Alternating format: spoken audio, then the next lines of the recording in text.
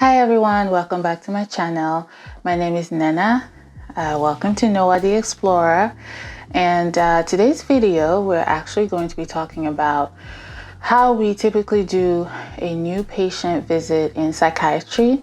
So I'm currently a third-year psychiatry resident, and I will just be talking about the intake process.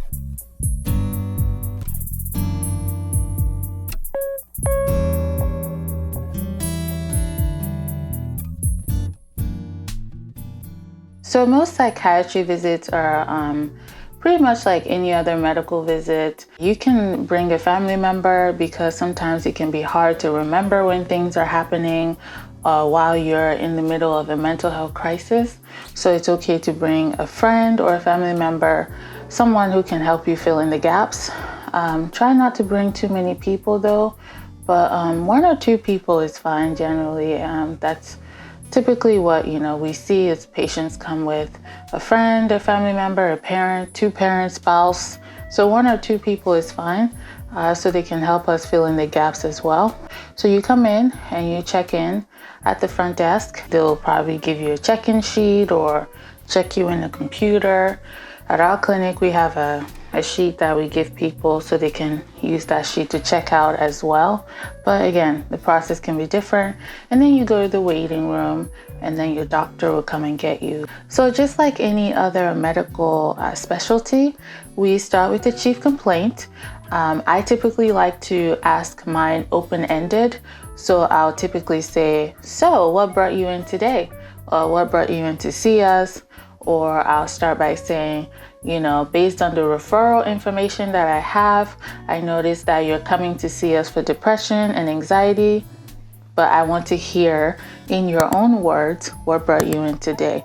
It's really important for me personally to ask you to tell me in your own words what brought you in today, because sometimes the referral information that I get is actually very different from what the patient wants to talk about. Whoever made the referral put something else on the sheet, and you tell me you want to talk about something else. So it's really important to keep that open-ended in the beginning. So then after I hear what brought you in the visit, then we kind of guide the conversation. We try to guide the conversation and get to what the chief complaint is. However, if you want to come prepared with like the top 3 things you want to talk about, that's really helpful for us to be able to get to what you want to talk about. So if you want to kind of, pick your top 3 things, I think most psychiatric new patient visits is about an hour. At our clinic, it's an hour and 20 minutes. But for most places, I think an hour is typically what people get to talk about all those things. And then any future visits, we can talk about the other issues as well. Once we identify what that top reason is, we can then ask you a little bit more about the depression or the anxiety or the suicidal thoughts. So you'll typically get asked, when did it start? How did it get worse, or when did it get worse, or any particular things that were happening in your life at the time that you started having all these symptoms. So those are what we call the history of presenting illness. So that's when we really go in and try to tease out the time, the frequency, the onset, the duration, and everything else surrounding the chief complaint, which is what brought you in to see a psychiatrist in the first place. So basically, while patients are talking to me, in my head, I'm really trying to tease out, okay, if we're focusing on depression, there are certain questions I have to ask to start forming a differential, what we call a differential diagnosis. So there are certain questions we really have to ask. In your first visit with us, we want to do a review of your symptoms to see if we have enough to diagnose depression, major depressive disorder, or anxiety, whether it's generalized anxiety, social anxiety, panic disorder, and other forms of anxiety. So we also want to make sure that if we are diagnosing depression, we have to rule in or rule out bipolar depression. A lot of people come in and say, I think I have bipolar. Or some people come in and say, somebody else diagnosed me with bipolar, but I don't think that's what I have. So in that case, We would go over the symptoms that you are having and see if they do meet criteria for bipolar 1 or bipolar 2, anything on the spectrum, right? Really a conversation between you and your psychiatrist, and it's certainly important that you are honest with us, because the more information we have, then the more we can make a diagnosis so we can come up with a treatment plan. You might get asked about psychotic symptoms. Even if that's not what you came in for, we do have to rule out certain things. So even if you said, I'm here because I can't sleep, okay, I still have to ask you if you are seeing or hearing anything no one else can see or hear, if you feel like your mind is playing tricks on you, just so we can rule out any psychotic spectrum disorder. These questions, we definitely have to ask them sensitively, and we have to prep people for it. So you might have your psychiatrist say, now I'm going to ask you a question. I ask everyone this, because we really do. We ask everyone all of these questions so we can rule in or rule out certain things. We would ask about a trauma history. So any history of sexual, physical, emotional abuse, or any other type of abuse thereof. Now with the psychiatry visit for the first time, we don't generally go into excessive detail regarding the trauma. We just want to get the initial information, yes or no. And then at your future visit, we might revisit that. If you don't feel comfortable sharing with somebody that you just met for the first time the details of your trauma, that's okay. Once we ask some more subsequent questions after you say yes, that there has been a trauma in your past, the next couple of visits, then we can kind of delve into more detail. Then we just kind of ask some more follow-up questions to see if we are working with PTSD or not working with a PTSD diagnosis. Also, we do an assessment for safety. That would include asking you if you've had any suicidal thoughts or thoughts of self-harm or self-harm behaviors in the last 2 weeks. Typically, I will follow up that question with how about in your entire lifetime? Usually when you come for your first psychiatric visit, you will get a form to fill out. It's called a PHQ-9 form, and it has some questions to help us rule in or rule out depressive symptoms. And towards the end of that, there's also a question about suicidality. So please answer as honestly as you can. We're trying to assess for acute safety. If we feel like there are some imminent risk of danger to yourself or others, we'll also have a discussion about possibly going to the hospital or going to a higher level of care or a partial hospitalization or an intensive outpatient program. I understand it sounds scary, but please do try to answer as honestly as you can, because that really just helps us come up with the best treatment plan, and we will always discuss it with you. I know there might be a fear of getting committed. Laws are different in each state. The ultimate goal is for us to come up with a collaborative decision. By this point in the intake, I have pretty much gotten a lot of past psychiatric history from you. However, if I haven't gotten most of it, then I'll continue on and ask if you've had any inpatient psychiatric hospitalizations, or if you've had any previous experience with a psychiatrist, or who that psychiatrist was, and who your previous therapist was, or who your current therapist is. So we usually just kind of have that on file. And if you do have a therapist, you may be asked to sign a release of information so we can be able to communicate with your therapist and let them know what we're doing from a medication management standpoint, and also for them to communicate with us and let us know what they're doing with you from a therapy standpoint and how you're progressing in your therapy. If you have any old medical records, and this is huge, this is a big tip. If you have any old medical records, please bring that to your appointment. We love to have it.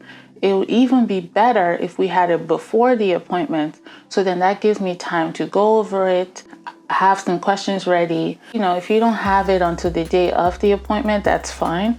bring me those records, bring me those past psychiatric records, bring me all those previous notes from your old psychiatrist, from your previous therapist, because I really do want to know what they've tried, what they haven't tried, what has worked, what hasn't worked. All of that information is important. Then at this point, then we would move on to substance history. Please don't feel like your psychiatrist is singling you out or, making any assumptions about you. We have to ask you about substance history. We do have to have an accurate substance use history so we can also use that in our assessment and plan to recommend a course of treatment. Substances that we typically ask about includes caffeine. Yes, caffeine is a substance, especially when, you're having trouble sleeping. Caffeine is a big one that we really have to know and quantify how much caffeine you use, how little, how often, all of that. We asked about tobacco in all forms. So do you smoke cigarettes? And you say no. Then my next question would be, well, do you chew, dip, vape? However form you consume anything having tobacco in it, we would like to know. Then we ask about marijuana, cocaine, meth, heroin, kratom. This is usually the point where I'll ask about any herbal supplements or vitamins or anything that you are ingesting that could potentially have interactions with any medications I would possibly be giving you today or any medications that you're already taking. So please let us know about any vitamins, herbs, supplements, over the counter, anything. We would like to know because, anything can interact with anything. So it's best to get an accurate picture. Now we move on to family history. So we would ask about any family history of depression, anxiety, ADHD, schizophrenia, substance use, any history of dementia, seizures, anything like that. We do know that some mental health disorders and diagnoses run in families, so this will help us with kind of assessing your risk factors.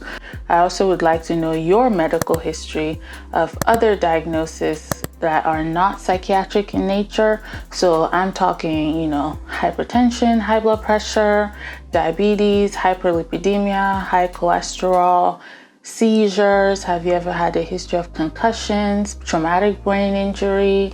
We definitely want to know that. I would typically move on to social history, and that's if we haven't already talked about it, because honestly, sometimes in the beginning of the visit, and if you come in with a family member, that kind of just naturally gets us into talking about social history. So if I'm like, oh, who have you brought with you today? And you say, oh, this is my mom, or this is my friend. So we just get into your social history. We understand that living with a mental health diagnosis is hard, and a lot of people get help doing this. So we want to know who is in your social circle. It also helps us with making a safety plan with your permission, of course.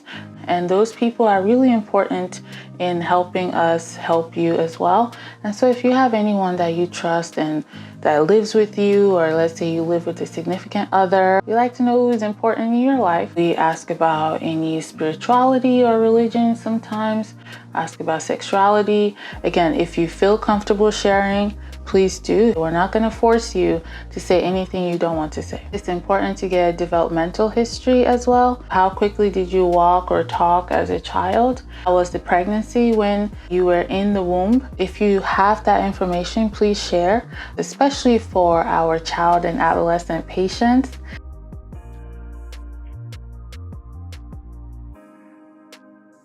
The mental status exam is really our physical exam in psychiatry. When you go to a primary care doctor or a family doctor, they'll listen to your heart and listen to your lungs. For a psychiatrist, that is our mental status exam. So some of the information on the mental status exam, we kind of ask you and you tell us. And so we put that on the exam. However, a lot of it is observed. Now, at this point, we've basically gone through the majority of the interview. Some of this information we need so that the insurance company can do what they have to do and bill and pay for the visits. So if we don't ask, then that could potentially affect the insurance billing process. But most of the questions we ask is for us to be able to get a good picture of what's going on. So at this point, we are at the assessment and plan. We take all that information that we've hopefully been talking about for the last 45 minutes. In the last 15-20 minutes or so, we can then start talking about treatment and plan. Most psychiatrists really do medication management for psychiatric diagnosis. Some psychiatrists do therapy as well. So this would be the point where I would let you know if I can see you for therapy and medication, or if I'm only just going to be seeing you for medication and giving you a referral and some resources to call and establish a visit with a therapist yourself. I do have a small panel of therapy patients that I see. A lot of psychiatrists don't do therapy. Some of them do, but a lot do not. So we typically refer to a therapist if you don't have one already. This is your chance to ask about side effects. Please ask about side effects, because we don't want you to be surprised when you take the medication and you start having some side effects and you're not really sure what's going on. So please ask about side effects, ask about risk, ask about benefits, and ask about alternatives to the recommended treatment. We want you to have all the information that you need to make an informed decision. And sometimes I typically tell folks, I said, you know what? This is a lot of options. There's a lot of things, information coming at you. Why don't you go home? Why don't you think about it and let me know before you come in for your checkup in 4 weeks? When you have your new patient visit, your follow-up visit is sooner, and we do that within 3 weeks or 4 weeks or so.